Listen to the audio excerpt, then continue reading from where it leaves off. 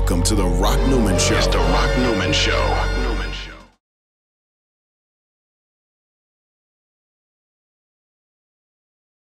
And speaking of a great win for this community and for this country and for this world is my next guest. There are so many ways that I could introduce her. I could go for the next 2 hours talking about her enormous accomplishments, just the incredible things that she has initiated, what she has done in a storybook career. The most important thing to me is that she is my very dear friend, and she is the queen of radio and television. I introduce to you Cathy Hughes, chairman of the board of Radio 1 and TV 1. Cathy, welcome to the Rock Newman Show. And it's the Rock Newman Radio Show. How you doing, Rock? I am just fantastic. I'm exactly where I want to be, doing exactly what I wanted to do, and remembering so much back in 1980 and 1981. You and your husband at the time, Dewey Hughes and Cathy Hughes, gave me the first opportunity to do so. I've thanked you 1,000 times, but if I had 10,000 tongues, I couldn't thank you enough. Say amen, somebody. Amen. Listen, thank God the bird didn't get you. That's a story that goes way back. Oh, you got to tell your audience that story. One day that was so incredible, and to see the footage on television of this bird chasing Rock around the pool at a major boxing event was just hilarious. That was in Houston, Texas. Tommy Hearns was fighting Pablo Baez, and Sugar Ray Leonard was fighting Ayub Kalule, and WL was in the house covering the event. It seems like just yesterday, doesn't it? Time absolutely flies. You know, it's so interesting. I'm in Chicago I'm chairing the 50th anniversary of radio station WVON, which, interestingly enough, is 1450 AM on the dial is where they started out, the same as WOL in Washington, D.C., and you right up the street. You're 1480. 1480, yes. 1480, you're right up the street from us on the dial, and it's just so remarkable. Last night we had the welcoming reception with Roy Ayers, and that brought back so many fond memories of my days at WHUR on the campus of Howard University when it was Roy Ayers and Ubiquity. And Earth, Wind, and Fire, when I was telling people this story last night, when I first worked Earth, Wind, and Fire, their lead singer was not Philip Bailey. It was a woman named Jessica Cleaves. And people like, Earth, Wind, and Fire had a female lead vocalist? I was like, yep, way before Philip Bailey, the first time I ever saw Earth, Wind, and Fire. And everyone's all excited. Tom Joyner and his cruise leave on Sunday, and Earth, Wind, and Fire are headlining that cruise this year. And so people are really excited about, the whole radio industry has changed so much, but at the same time remained the same in so many areas. Here I am talking to you on the Rock Newman Show. Last night I was enjoying the music of Roy Ayers and Ubiquity.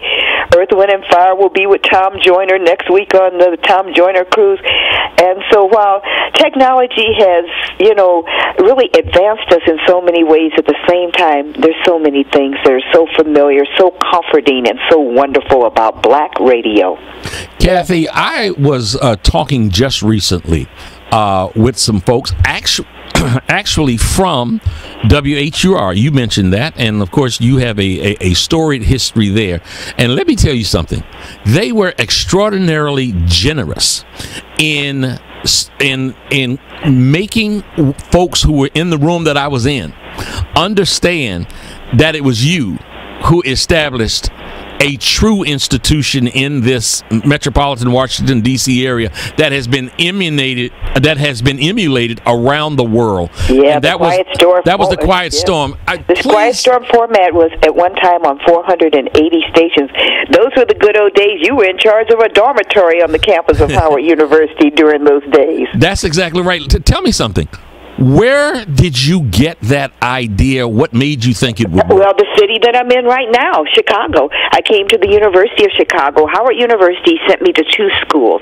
One was Harvard for a broadcast management 6-week course, because when they asked me to become the first woman general manager of a radio station in the nation's capital, of a broadcasting facility, radio or television at that time, I was honest with them. I said, I'd love the opportunity, but I don't know if I know everything I need to know. So they sent me to Harvard for 6 weeks for a management training session. Thank God for that, because I've used what I learned there all of these years, not just to forward WHUR and Howard, but also my own company. And they sent me to the University of Chicago for a 5-day program that was called psychographic programming. And this was before the days of the Tom Joyner morning show. And one of the things I learned was that people were more receptive to information in the morning. So the future of radio in the morning was going to be the Tom Joyner type shows. But they also said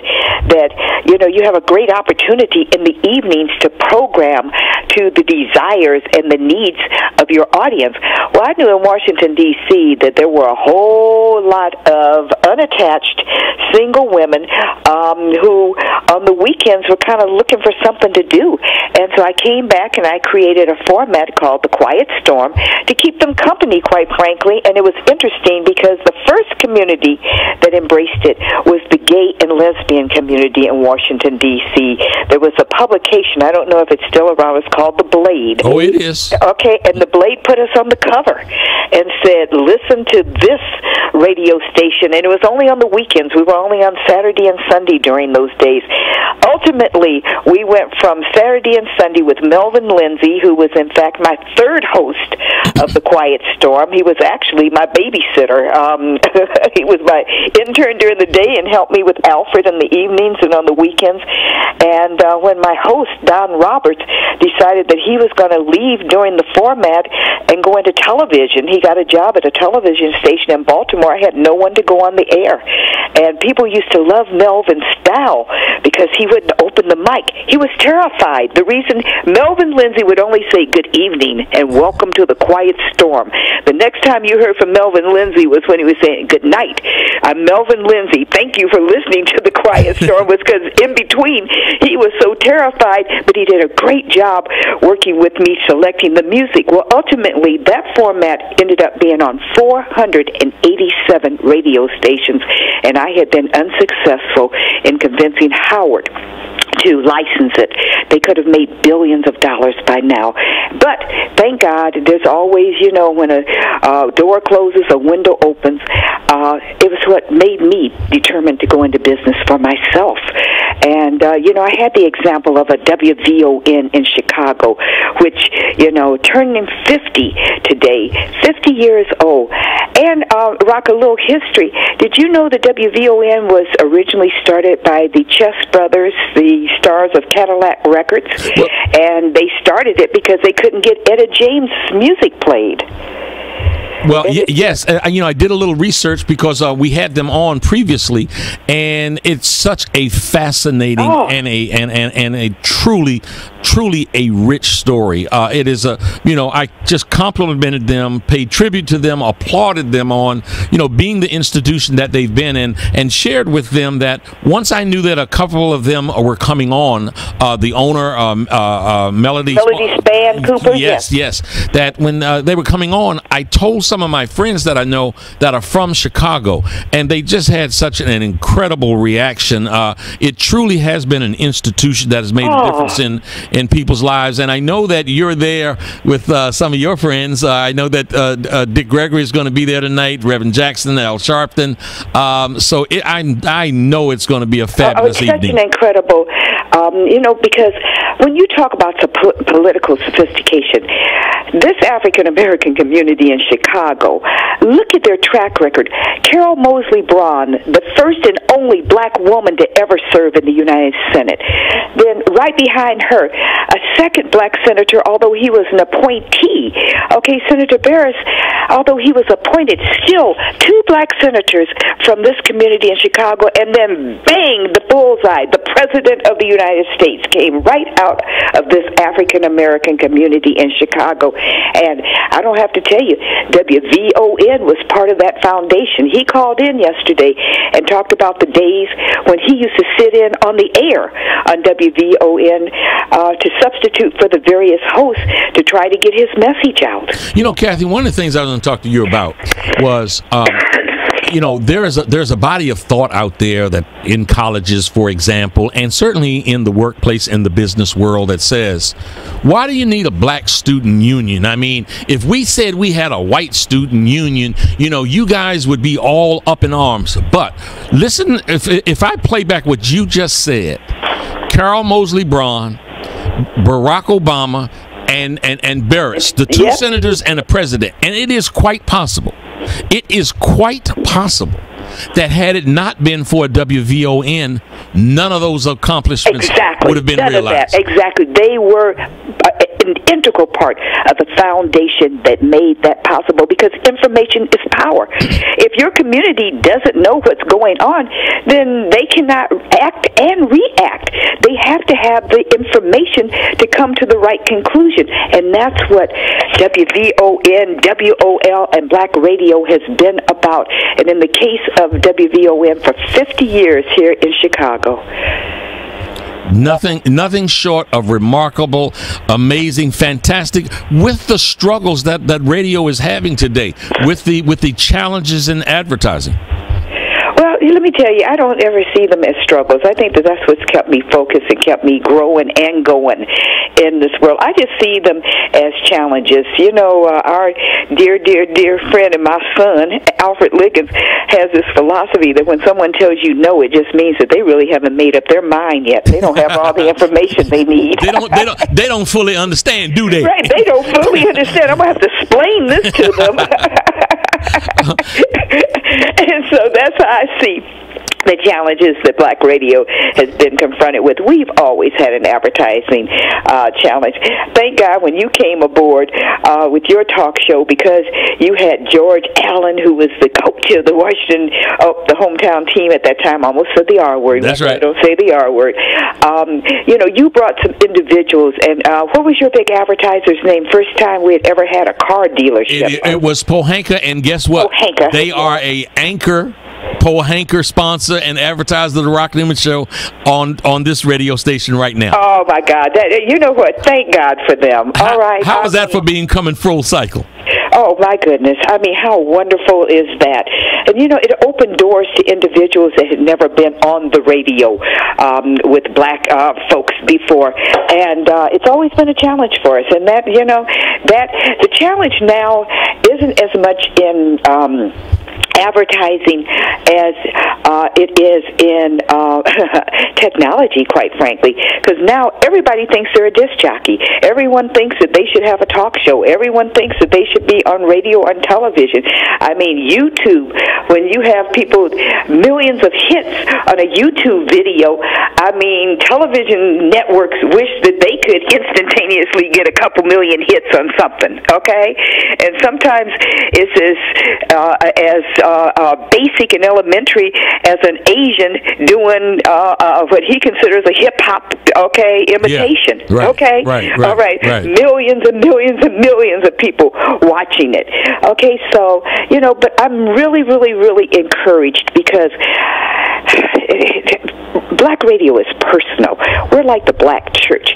We're where you turn in a time of confusion and chaos and trouble. And I don't think that you can change that with technology. I don't think that, you know, no matter how advanced satellite radio or any of the other competitors that come in the direction up against Black radio, I don't think that ultimately they will win, because Black folks love their radio. Yeah, you know, Cathy, first of all, I mean, you truly are the queen of radio. There's no one better for you to say that than you. And, you know, they can put as many Swanson dinners together as they might want to.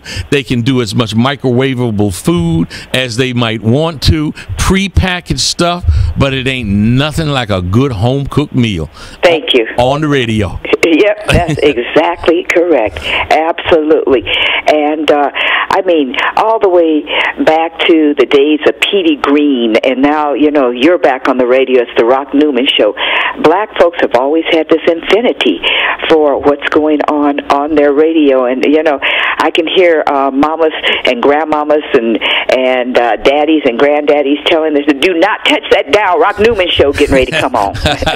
Okay, leave my radio alone. You go listen to your iPad or pod or whatever the hell it's called. But don't you mess with my radio, because Rock's getting ready to come on. Hey, Cathy, what, in the short time we have left here, Radio 1 and TV 1, you know, obviously incredible accomplishments. What's on the horizon for both? Well, right now, our platform, which is Radio 1, TV 1, Interactive 1, Hello Beautiful, I'm happy to say, Rock, is the #1 destination for black females over the age of 30. We have more unique visitors each month than Essence.com. And, you know, Interactive 1 is just growing by leaps and bounds. News1.com, if those of you in the Rock Newman listening family have not visited it yet, check out Hello Beautiful and News1.com. You'll be very impressed. The services that we have on the internet for you. We reach, and we've bought out completely Reach Media, so Tom Joyner now is officially a Radio 1 employee.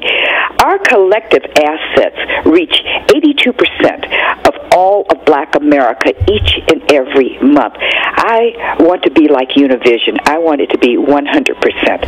I want us to be able at any given time to push our buttons and reach every black person in America to give them information that will empower their lives. Cathy, what's the beautiful? What did you say? The beautiful. The website that the women. Hello Beautiful. Hello Beautiful. Let me tell you something. I am going because I have this microphone, and this is what it gives us the autonomy to do. Sometime make an absolutely shameless plug that in short order, your dear friend, my wife, Miss Dee Dee Pookie, is going to have finished her book. And is it about beauty and all things beautiful, but real beauty? I know we're going to be talking to you in your site. Oh, absolutely. No question about it. It's perfectly suited for Dee Dee. Let me say to you, Rock, congratulations. When I went to your 25th anniversary and heard Minister Louis Farrakhan pray and heard you and Dee Dee share your story of love, that, you know, for you to all these years to be in the sports/entertainment industry and to have such a successful and loving and long relationship with a strong and beautiful sister. You can tell if a sister's being treated good, how she looks after 25 years, and your wife looks better 25 years later.